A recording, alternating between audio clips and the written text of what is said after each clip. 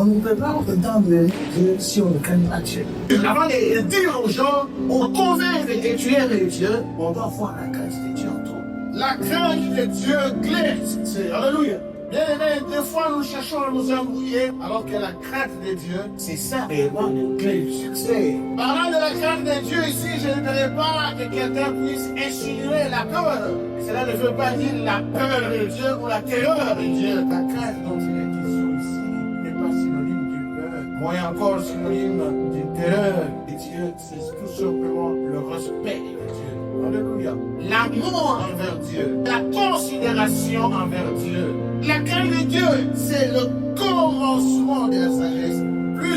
Beaucoup de gens prétendent être sages à leur propre imagination. On n'est pas sage puisqu'on est très intelligent. Non. Et la vraie sagesse, c'est lorsqu'on commence à craindre Dieu. Quand vous avez le respect envers Dieu, on ne fait pas n'importe quoi. Lorsque vous vous présentez devant une personne âgée, même si vous avez votre casquette, vous l'avez fait quoi?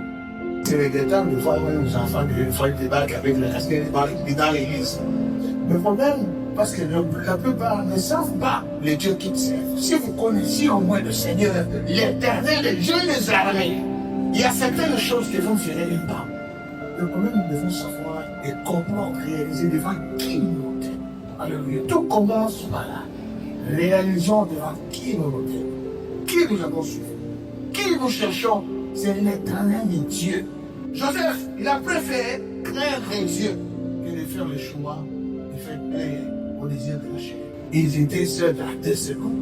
Pose-toi la question, combien de fois as-tu résisté à la tête sollicitation? Tu es seul. Tu regardes l'argent sur la table, regarde les dieux. Tu regardes l'argent sur la table, tu regardes Dieu. Et tellement l'argent te séduit, tu prends l'argent d'autrui. Des fois, la crainte de Dieu peut amener à certaines épreuves, mais des épreuves qui sont temporaires.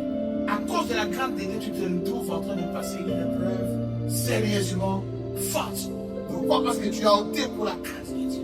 La crainte de Dieu peut te faire retrouver dans les épreuves. Mais ces épreuves-là, je voulais te dire, mon frère, ma soeur, ce sont des épreuves temporaires. Tiens bon.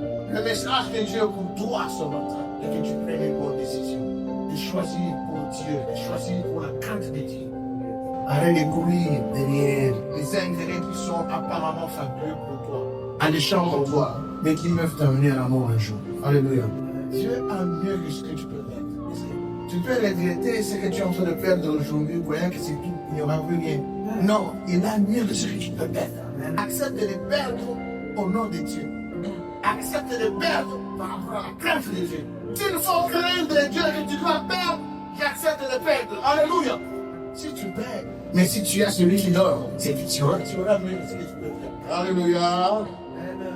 Nous avons un Dieu de surprise. Tu peux dire à ton voisin, Dieu est un Dieu de surprise. Je prie pour toi que les surprises agréables de notre Seigneur soient déclenchées dans ta vie au nom de Jésus.